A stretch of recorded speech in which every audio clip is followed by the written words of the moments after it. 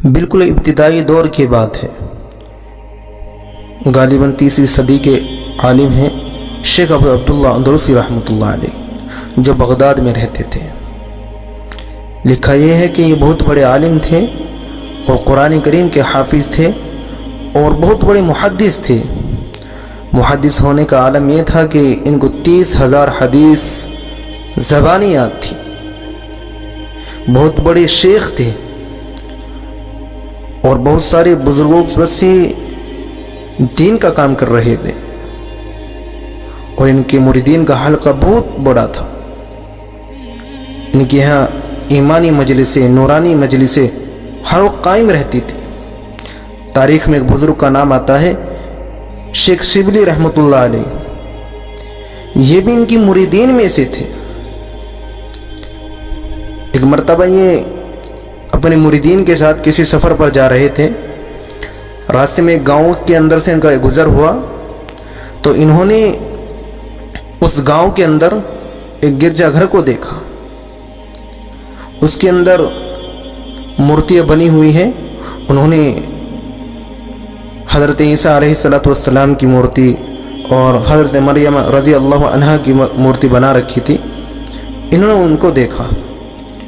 اب جب گاؤں سے پار ہو گئے، گاؤں سے پار ہونے کے بعد ایک کنویں کے قریب انہوں نے چند عورتوں کو دیکھا۔ ان عورتوں میں ایک لڑکی پانی بھر رہی تھی۔ انہوں نے جب اس کو دیکھا تو ان کا دل اس کی طرف مائل ہو گیا اور اپنے مریدین سے کہنے لگے کہ میں تو اب اس کو حاصل کروں گا، آپ واپس چلے جائیں۔ مریدین کہنے لگے کہ آپ کا دل کیسے اس کی طرف مائل ہو گیا؟ آپ بہت بڑے اللہ والے ہیں، بہت نیک ہے، آپ تو ان چیزوں سے منع کرتے ہیں۔ کہنے لگے بس یہ تقدیری بات ہے کہ تم واپس چلے جاؤ۔ تو مریدین کو بہت بڑا جھٹکا لگا، مرید ہونے لگے اور واپس ہو گئے۔ اور جب واپس جا کر بغداد میں اس بات کو بتایا تو بہت بری کیفیت ہو گئی لوگوں کی، بہت رونے لگے لوگ، یہاں تک لکھا کہ اسی حالت میں کئی لوگوں نے اپنی جان دے دی۔ اب جب وہ تو اس کو حاصل کرنے کے لیے لگ گیا تو کچھ دن گزرنے کے بعد، 1 سال گزرنے کے بعد،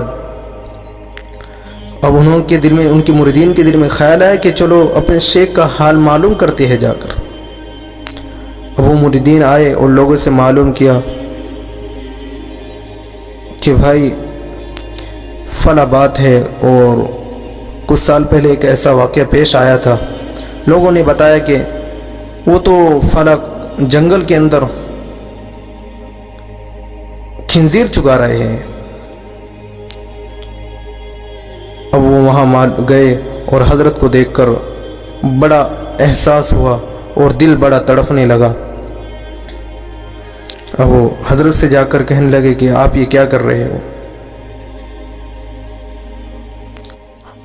حضرت کا حال معلوم کیا تو حضرت نے فرمایا کہ میں جب اس لڑکی کے چکر میں پڑا، اس کو حاصل کرنے کی فکر میں لگا، تو میں اس کے والد کے پاس گیا۔ اس کے والد نے مجھے کہا کہ تو اس کو حاصل کر سکتا ہے، لیکن شرط یہ ہے کہ تجھے خنزیر چگانے پڑے گے۔ میں نے اس لڑکی کے چکر میں شرط کو قبول کر لیا اور میں نے ان خنزیروں کو چگانا شروع کر دیا۔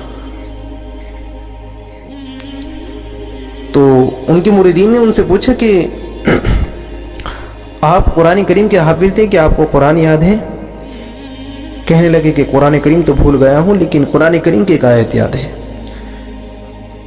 تو مریدین سے کہنے لگے وہ آیت یہ ہے کہ وَمَن يَتَبَدَّلِ الْكُفْرَ بِالْإِيمَانِ فَقَدْ ضَلَّ سَوَاءَ السَّبِيلِ۔ اللہ تعالیٰ قرآن کریم کے اندر کہتا ہے کہ جن لوگوں نے اپنے ایمان کے بدلے کفر کو لے لیا، ایمان کے بدلے کفر کو حاصل کر لیا، یہ لوگ سیدھی راہ سے بھٹک گئے۔ مریدین کہنے لگے کہ آپ کو 30,000 حدیث زبانی یاد تھی، کہ آپ کو وہ حدیث یاد ہیں؟ کہنے لگے کہ ایک حدیث یاد ہے کہ جو اپنے ایمان سے پھر جائے کہ اس کو قتل کر دیا جائے۔ अब मुरीदीन वापस हो गए, मुरीदीन वापस चले आए। तो रास्ते में मुरीदीन एक दरिया के किनारे आराम करने लग गए। अब मुरीदीन ने महसूस किया कि कोई आवाज लगा रहा है, और वो मुरीदीन ने देखा कि वो शेख हैं। वो कह रहे हैं कि मुझे जल्दी से चादर दो, मुझे नमाज पढ़नी है। अब वो मुरीदीन खुश हो गए और शेख को चादर दी। शेख ने जल्दी से नमाज अदा की। नमाज पढ़ने के बाद मुरीदीन बड़े खुश हुए, शेख से हाल मालूम किया। शेख ने कहा कि अल्लाह का फजल हुआ कि अल्लाह ने मुझे वापस कर दिया। शेख कहने लगे कि जिस वक्त तुम मेरे पास आए थे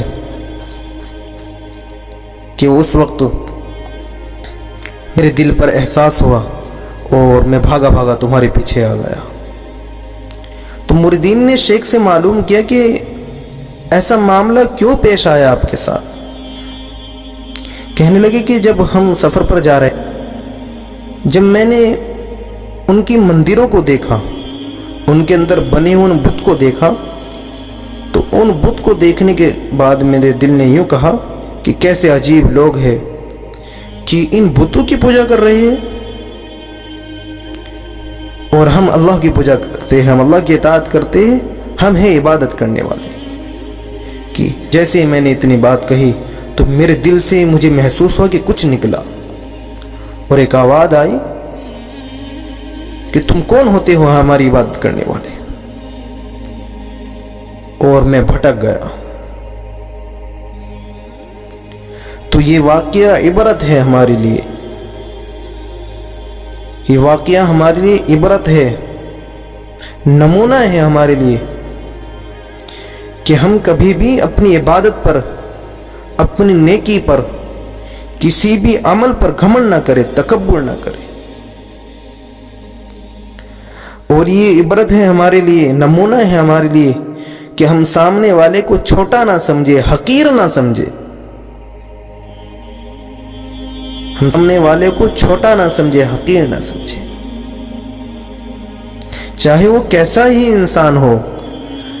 और इसमें एक और इबरत है हमारे लिए कि वो शेख, इतना बड़ा गुनाह हुआ उनसे, फिर भी लोगों ने उनका साथ नहीं छोड़ा, लोग उनसे जुड़कर चले।